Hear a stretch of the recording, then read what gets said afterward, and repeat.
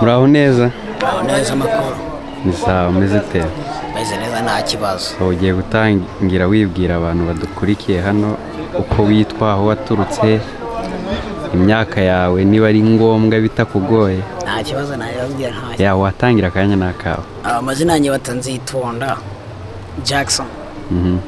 Nkanuka igihembe aho bita ibyumba. Yego. Hano mu mujyi wa muri Amerika muri Missouri mu mujyi wa St Louis.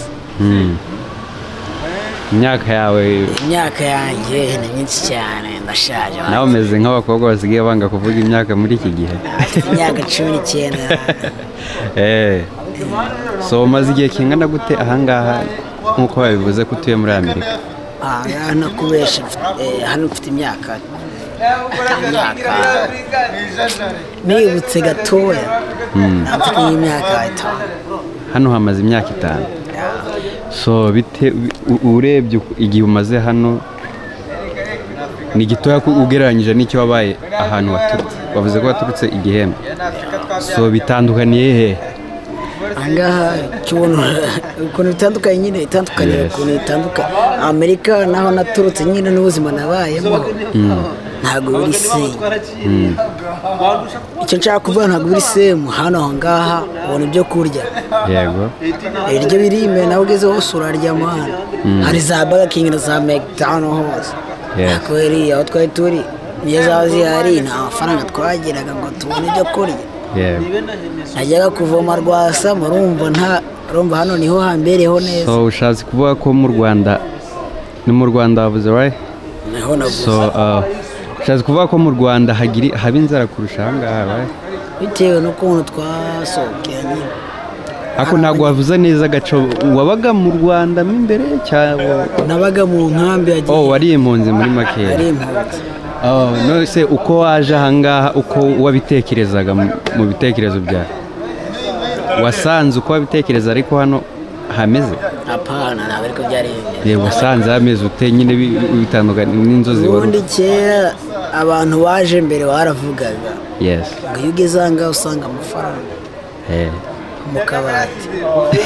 Rero mbere yuko nza hano muri Missouri nabaje nasura muri California hari muri San Diego.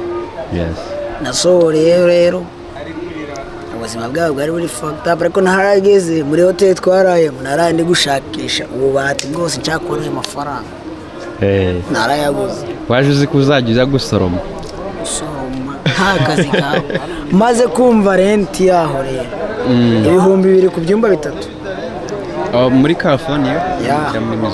Muri California San Diego. So muri California ubuzima bwawe uri kubona wabonye butandukanye n'ubwanga muri Missouri? Buratandukanye cyane. Ubona bitandukanye kuko hari muri California inzu y'ibyumba 3 nyine nka landlord waho gucaginga 2,800. Ahangaho inzu y'ibyumba 4 5 ni igihumbi. Bitandukanye. Numva bitandukanye. Hari umuntu nigeze kuganira nabambwira nyine uburyo ki hano muri Amerika ngo ari ahantu habi. Mubajije ambwira nyine hano ngo urakora cyane. Nawe bikubaho? Ntabwo bimbaho. Ndakora cyane. Ariko umuntu wayibuze asanga adakunda akazi. Ni inyanda.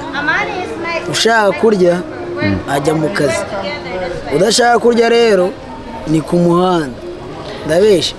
Ntabwo ubesha. None se ubu ukurikije uko umaze kumbona ahangaha mu myaka 5 maze hano nyine muri Amerika, ubona usubiye mu Rwanda muri Afrika byakorohera kubayora?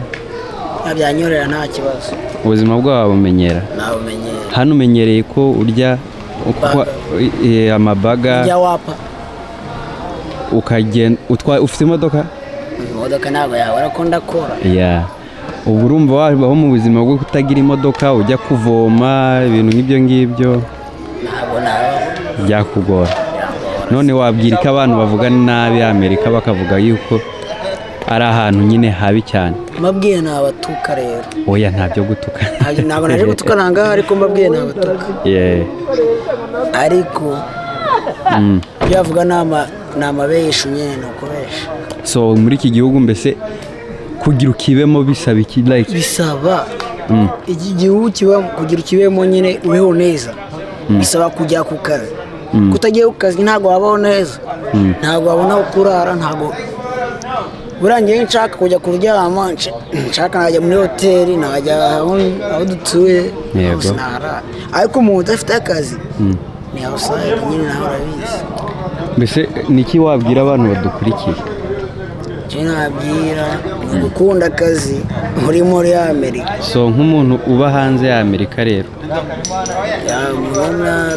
wifuza kugera hano muri iki gihugu agomba kubifata neza ariko akazaza nyine wamugiriza iyihe nama ageze hano agomba kubifata neza agakunda akazi akajya nyine yubaha ibintu byose bitambuka ngaha urumva.